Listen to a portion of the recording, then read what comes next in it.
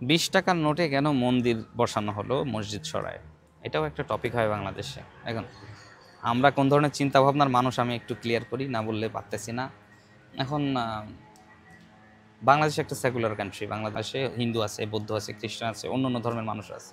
So সবার প্রতি কৃতজ্ঞতা বা সবার প্রতি সম্মান দেখানোর জন্য আমাদের উচিত সমবায় নিয়ে চলা, যাতে আমরা কেউ প্রশ্নবিদ্ধ না হই।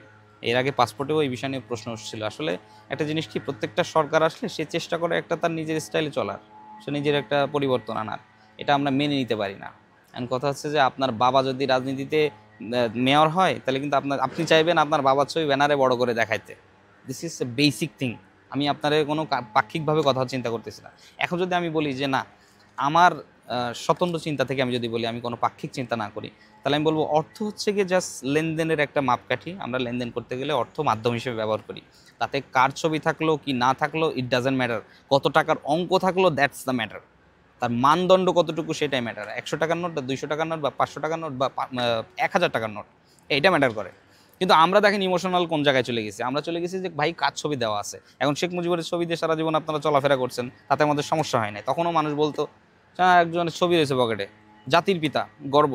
বা যখন নামাজ পড়তে যাইতেন তখন, এখনও অনেকে প্রশ্ন করতেছে হ্যাঁ একটা মন্দির নিয়ে নামাজ পড়তে যাব।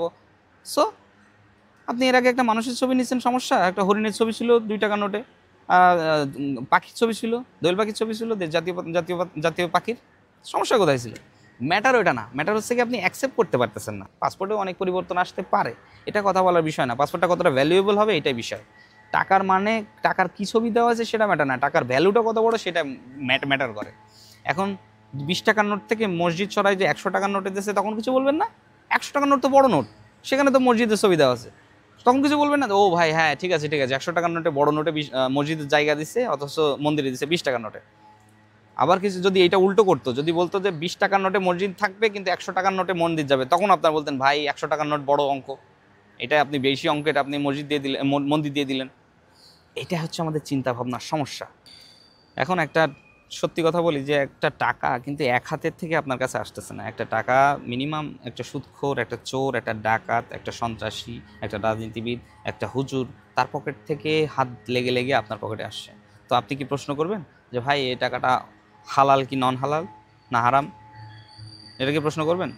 যদি আপনাদের চিন্তাভাবনা এরকম হয়, আপনারা এরকমও প্রশ্ন করবেন, এরকম প্রশ্নও করতে পারেন যে ভাই এটা তো এক সুদখোরের পকেট থেকে আসছে, এই টাকাটা আমি নিব না। সো আমি আপনাদের এইটাই বুঝাইতে চাইছি, অর্থ কার ছবি কি থাকলো কি না থাকলো কি নোংরা থাকলো সেটা ম্যাটার করে না। অর্থের মান, সেই টাকাটার মানটা কি সেটা ম্যাটার করে। এটা একটা বাহক, এটা কার হাত থেকে আসছে ডাজেন্ট ম্যাটার। এটা একটা ইউনিভার্সাল থিং যে এটা একটা বাহক। অর্থ বা টাকা হচ্ছে কি একটা বাহক, লেনদেনের বাহক।